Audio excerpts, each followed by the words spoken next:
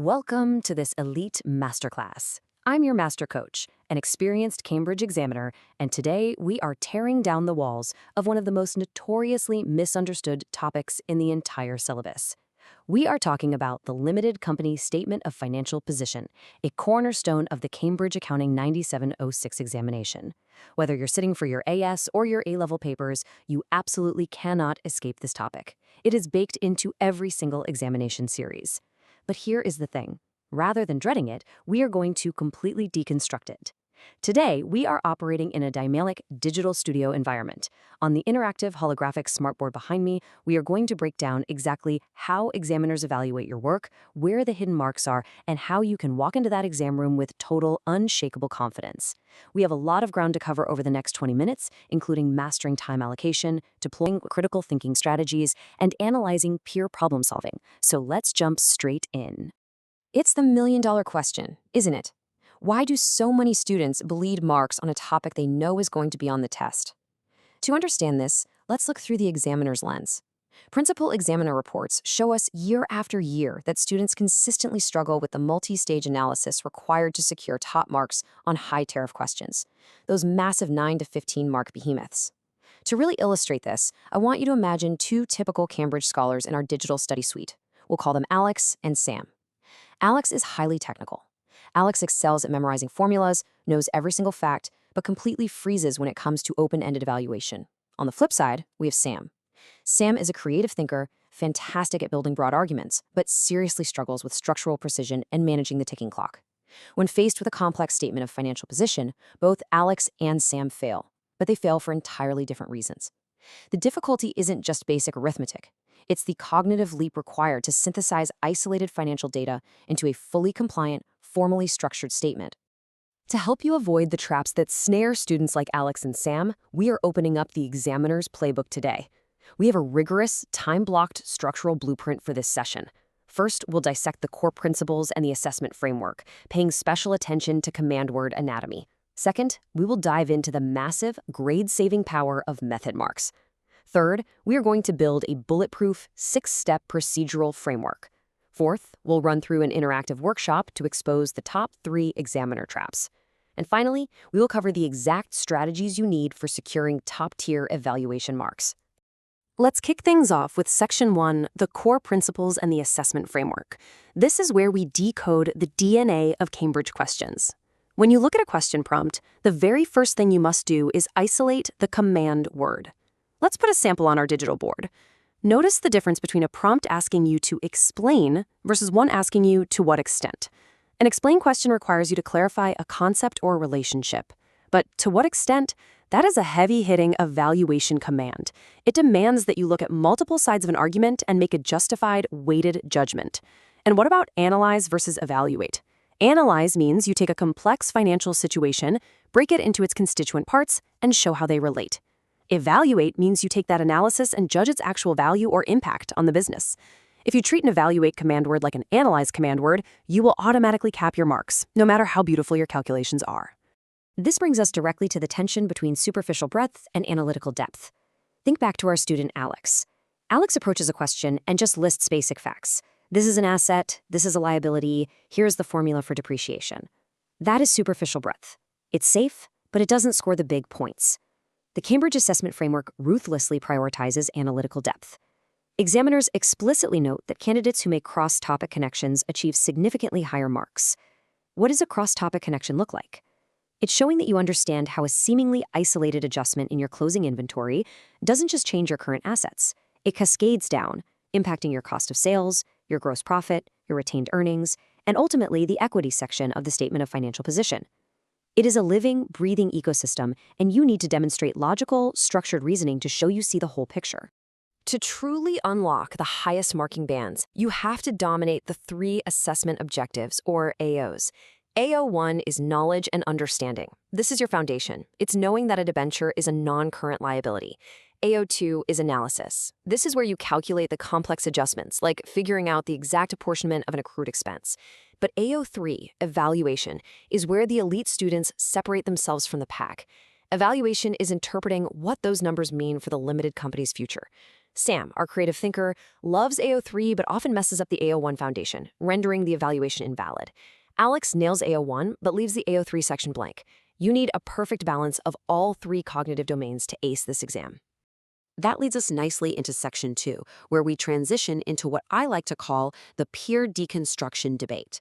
Let's talk about the absolute power of method marks.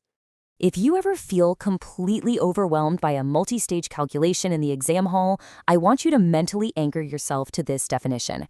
Method marks are points awarded by the examiner for demonstrating the correct analytical process, even if your final mathematical number is completely wrong. Let's listen in on Alex and Sam in their digital study suite working on a massive 15-mark trial balance adjustment. Alex is pushing for a purely factual approach, rushing through the calculator to get the final equity figure. Sam is getting totally lost in the conceptual weeds, stressing over a tiny error in the allowance for doubtful debts calculation. Here is what I tell them and what I am telling you. Do not panic over one calculation error. If you mess up the doubtful debts figure but you take that wrong number and correctly subtract it from your trade receivables and then carry that resulting figure perfectly into your current assets, you will earn the method marks for every single one of those subsequent steps. The examiner is rewarding your knowledge of the mechanical accounting process, not just your ability to press buttons on a calculator. But here is the massive catch, and it is the reason we see so many top-tier students fail. You must show you're working. If Alex does the math in their head or scribbles it on a scrap paper that gets thrown away, and the final answer is wrong, I, as the examiner, have absolutely no choice but to give a 0. I cannot award a method mark if I cannot see the method. Your workings are your ultimate safety net. Now, before we jump into the exact step-by-step formula to solve these high-stakes questions and rewrite a flawed answer into a full-mark masterpiece, I need to pause our session for a quick second. If you are serious about unlocking these top-tier grades, you need consistent, elite-level strategy. I want you to hit the subscribe button right now for Ace the Exam's IGCSE O and A levels at the handle @acetheexam_IGCSE. Make sure you click that notification bell so you never miss our weekly Cambridge Breakthrough Strategies. We are dropping insider examiner knowledge every single week, and you cannot afford to miss it. All right, you've subscribed? Excellent. Let's get back to the masterclass and look at how to structure your attack. Welcome to Section 3, the 6-step procedural framework. This is where we solve the roadblocks that hold students back from perfect execution. Let's watch Alex and Sam try to draft a model response on our screen. They are hitting a major roadblock right around step 4. They are losing track of time and their paragraphs aren't linking up. So I am going to step in, use our picture-in-picture feature, and give you the exact cognitive strategy to get unstuck. Memorize this 6-step visual checklist. Step 1, deconstruct the question. What is the command word? What is the specific context? Step 2, extract relevant data. Take your highlighter and meticulously pull the stimulus data from the trial balance and the additional notes. Step 3, select your analytical framework. Are we dealing with a rights issue, a bonus issue, or a revaluation of non-current assets? Choose your path. Step 4, execute with clear working. This is where Alex and Sam were getting stuck. You have to physically write down your T accounts or marginal calculations so the examiner can see your logic. Step 5, verify results. Take a breath. Look at your numbers. Does it make logical sense for a company of this size to have a depreciation charge that large? If not, check your decimal points. Step 6, present in correct format. The statement of financial position is a formal document. Headings, subtotals, and the distinction between current and non-current items must be absolutely flawless. I know what you're thinking. Coach, that is a lot to remember when the clock is ticking and my adrenaline is spiking. That is why I teach the visual story method. By turning this dry, systematic processing sequence into a vibrant visual story in your mind, you encode it deeply into your memory. Imagine yourself as a forensic accountant. You arrive at the crime scene. That's step 1, deconstructing the prompt. You dust for fingerprints. That's step 2, extracting data. You apply the laws of physics. That's step 3, your analytical framework. You present your evidence to the jury. That's step 6, your final format. Create a narrative that makes sense to you, because when the pressure is on, humans remember stories far better than they remember bullet points. Now we move into Act 4, Section 4, the top 3 examiner traps. This is an immersive, interactive visual workshop segment, so I need your full attention. Let's set up Scene 1 of our workshop, Data Analysis. I am projecting a complex text excerpt on our smartboard right now. It's a quote straight from the principal examiner's vault. Students lose marks by not showing working and frequently fail to apply their knowledge to the specific context provided. I'm putting a 60-second visual countdown timer on the screen in my mind, and I want you to really think about what specific context means. When an examiner writes a question about a manufacturing business that has just purchased new factory machinery, and you write a generic memorized paragraph about the depreciation of office equipment, you are failing to apply the context. You are answering the question you wanted to see, not the question that is actually on the paper in front of you. Context is king in Cambridge exams. Let's move to scene 2 of our workshop, Spot the Flaw. I'm putting a poorly written student answer up here. It's one of Sam's early drafts. Your task is to find the 3 massive errors based on our top mistakes list. Let's systematically highlight the text. First error, Sam used a straight-line depreciation method, when Note 3 explicitly stated reducing balance. That is using the wrong approach for the context. Second error, look at the formatting. Sam clumped a long-term bank loan in with the trade payables under current liabilities. Complete breakdown of format and presentation. Third error, in the evaluation section, Sam wrote, the company's liquidity is good because current assets are higher than current liabilities. That is incredibly generic. A top-tier answer would say, the company's current ratio has improved from 1.2 to 1.8 due to a deliberate reduction in the bank overdraft, signaling strengthening short-term liquidity. Do you see the difference? Specificity is how you beat the examiner's traps. Finally, we reach Section 5, Securing Top Evaluation Marks. For those of you aiming for an A or an A-star, this is where the magic happens. We are pushing your critical analysis to the absolute limit. The biggest hurdle in evaluation is moving from basic comparison to advanced comparison. A basic candidate, let's say Alex on a bad day, looks at 2 years of financial statements and says, both years have high inventory levels. It's true, but it's basic.